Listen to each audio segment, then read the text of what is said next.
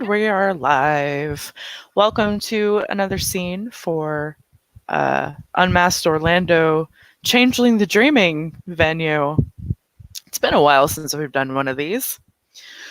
I apologize for the antics that may or may not take place in this scene because we are tired, and when we get tired, we get kind of stupid. But nevertheless, this is the thing that needs to be done. So we are going to join Make no Alexa, apologies. who is somewhere on Sept, I assume. Yep, probably sitting out by the lake because water. She is on the werewolf Sept in the Ocala National Forest. I mean, she's a kinfolk. It's a place that she's allowed to be. Yes, exactly. And she is going to be found by this kinfolk, whom she should recognize. She very much does. I mean, she knew Dev. Jesse's quite a few years younger than her, but I accidentally turned my volume all the way down, so can you repeat that? yes, give me 1 second because I gotta find a fucking pacifier.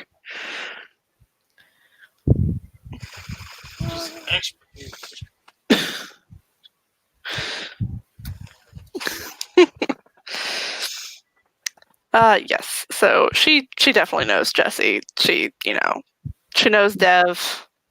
Jesse's quite a few years younger than her, but doesn't mean she doesn't know him. Yep. So Jesse rather awkwardly approaches her because he has no idea how to do this.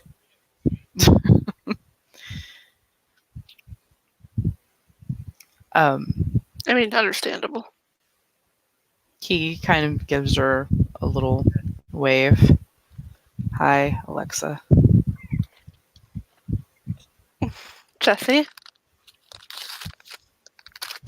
Do you mind if I sit with you for a minute? Of course. Come on. She kind of pats the spot on the dock next to her.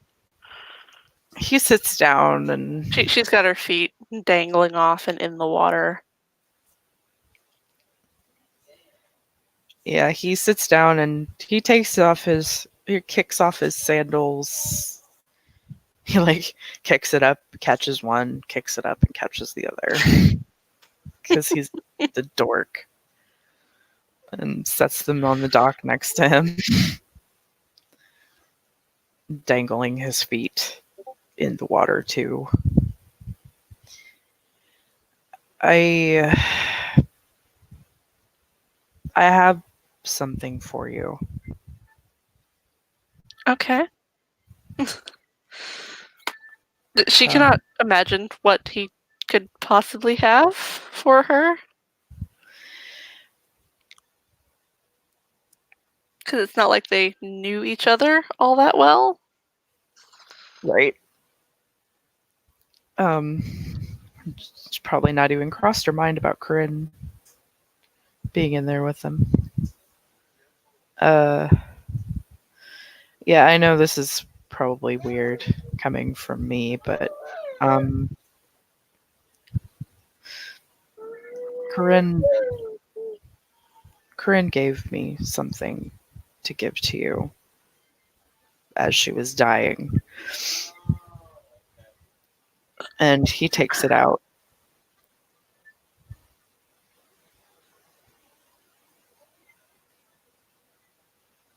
As she sees what it is, she starts to tear up a little bit.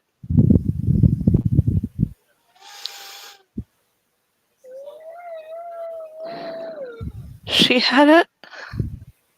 She had it.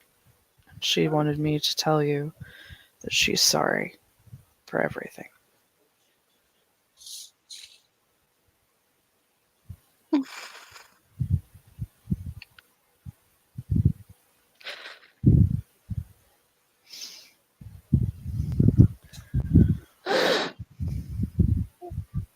He wraps his arms around her.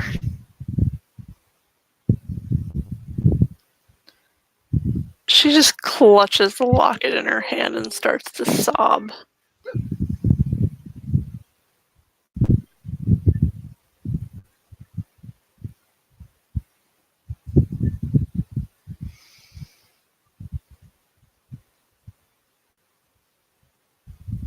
She also told me to tell you to take Caden, but I see that that's already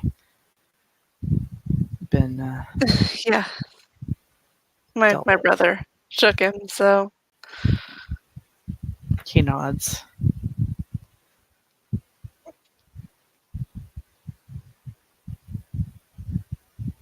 which is fitting because Noah was always more of a father to Caden than our father was. He nods.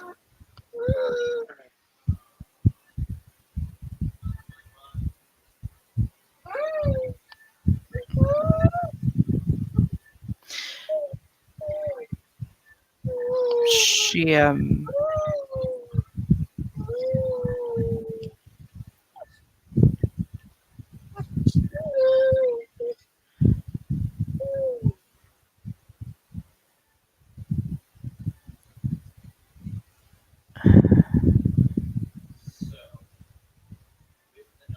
I know that she died satisfied with that, but I still feel, I guess, I don't know if guilty is the right word, but I just feel like I could have done something more to save her.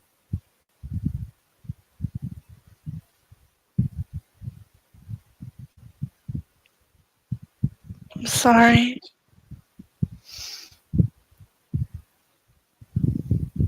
At least she took one of them down with her. It's kind of surprising. She never seemed like the type.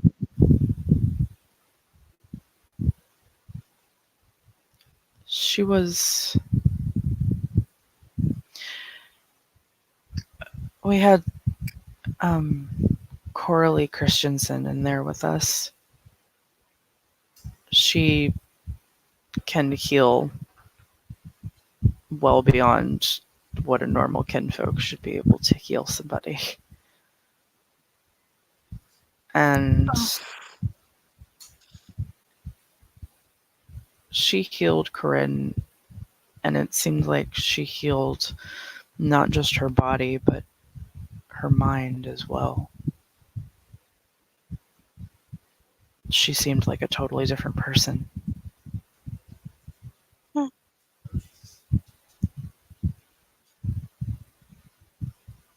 And I think that person that I saw would have rather died than have to come back to your father. Can't blame her.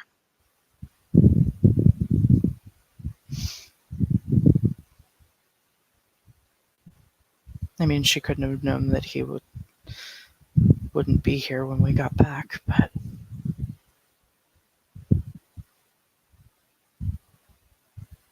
I think that you would have liked that person.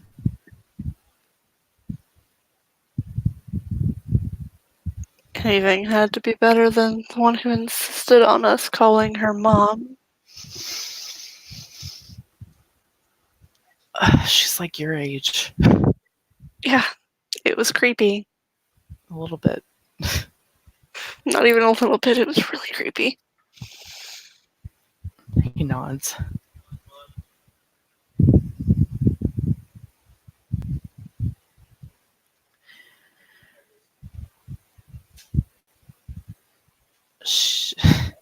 Did you know that she always wore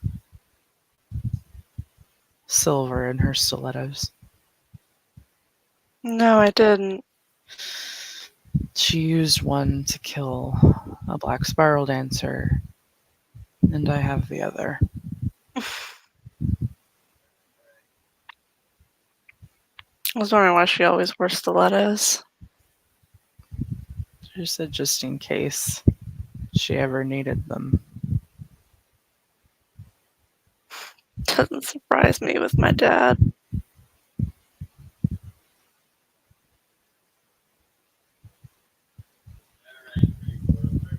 It's pretty fucking angry for a Philodox.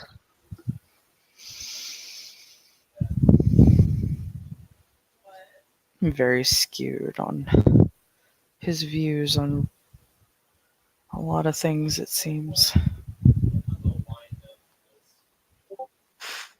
Yeah.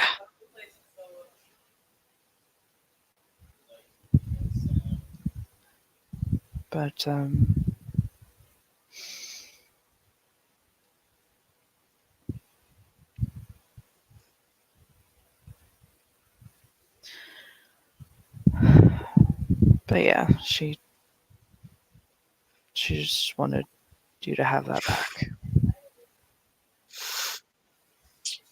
Can't believe my father gave it to her.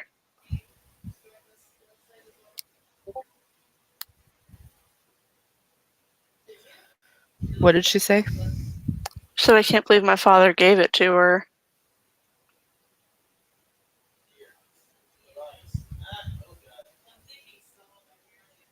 He shakes his head. At this point, I don't think anything is above that man.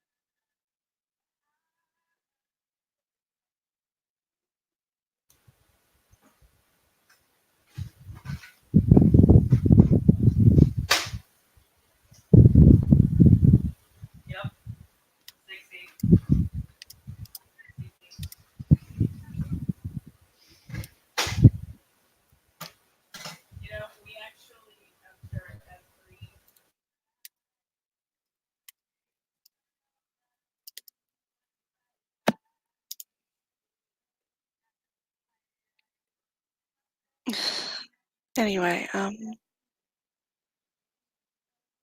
thank you. Of course. Not a problem. I should probably go. Yeah, I'll see you around, huh? He nods. You will. I'm not going anywhere.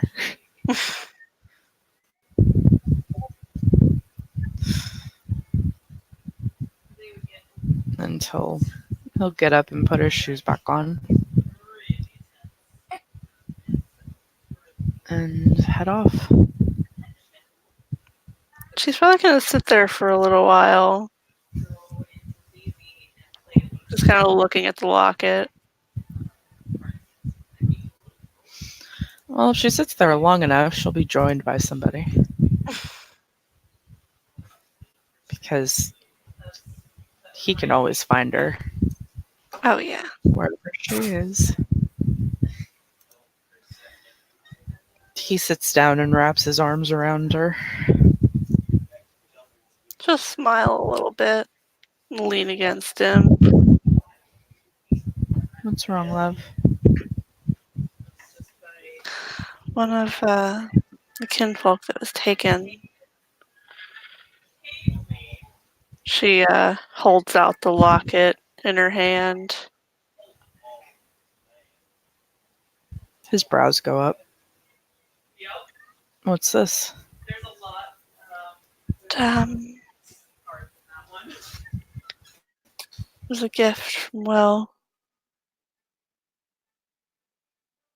She opens it up and there's a photo of the two of them inside. He smiles. How did he have it? Because after Will died, my father took it. I would ask why, but at this point, I don't even really. He shakes his head and rubs the bridge of his nose. Evidently, he gave it to his wife. That just seems really petty. She gave it to Jessie as she was dying. Wow. Well, that's kind of rough. Uh, so I'm assuming that he came to give it back to you. Yeah.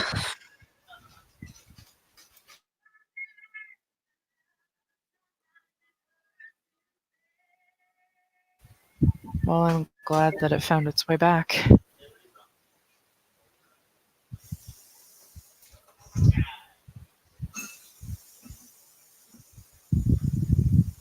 He smiles to her. She just kind of leans against him.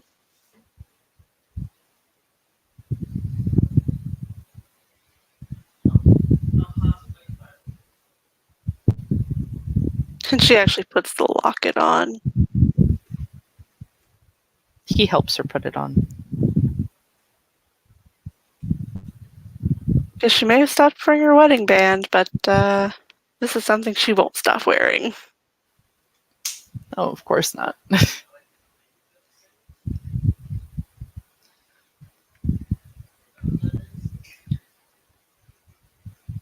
And unless you had anything else for her to do, I think that's a good place to end. Nope. Okay, let me put this overlay back up. There you go. So with that, we will end this scene. Thank you, player, for playing, and thank you, watchers, for watching. We will see you next time. Goodbye.